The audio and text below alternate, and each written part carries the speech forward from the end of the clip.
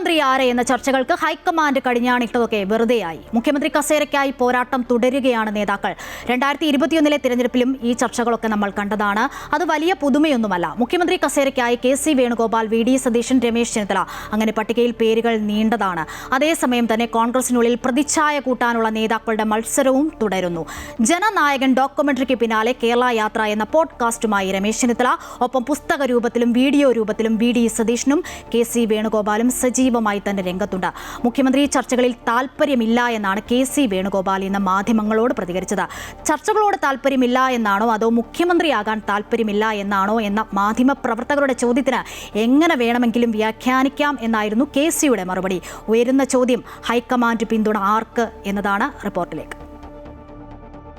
മുഖ്യമന്ത്രി ചർച്ചകൾ മറ്റൊരു തലത്തിലേക്കാണ് കടന്നിരിക്കുന്നത്. തെരഞ്ഞെടുപ്പ് ഫലം വരാൻ ദിവസങ്ങൾ മാത്രം ബാക്കി നിൽക്കെ പ്രതിച്ഛായ കൂട്ടാനുള്ള മത്സരമാണ് നേതാക്കൾക്കിടയിൽ നടക്കുന്നത്.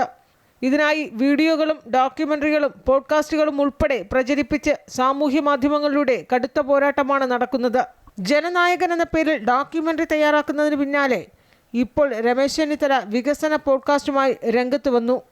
രാഷ്ട്രീയ നേട്ടത്തിന് വേണ്ടിയുമല്ല, കേരളത്തെക്കുറിച്ച്, നമ്മുടെ നാടിൻ്റെ വികസനത്തെക്കുറിച്ച് എൻ്റെയും നമ്മുടെ പ്രസ്ഥാനത്തിൻ്റെയും സ്വപ്നങ്ങൾ നിങ്ങളോടൊപ്പം പങ്കുവെക്കാനാണ് ഈ യാത്ര.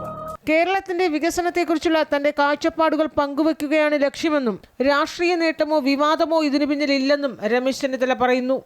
അതേസമയം മുഖ്യമന്ത്രി സ്ഥാനത്തേക്ക് ഉയർന്നു കേൾക്കുന്ന KC വേണുഗോപാൽ കഴിഞ്ഞ ദിവസം ലോക പുസ്തക ദിനത്തിൽ തന്റെ പാർലമെന്ററി പ്രസംഗങ്ങളുടെ സമാഹാരം നേരിനൊപ്പം പോരാട്ടങ്ങൾ നിലപാടുകൾ എന്ന പേരിലാണ് പുസ്തകമായി പുറത്തിറക്കിയത്.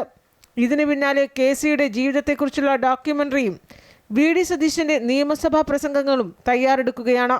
അമൃത ന്യൂസ്, തിരുവനന്തപുരം.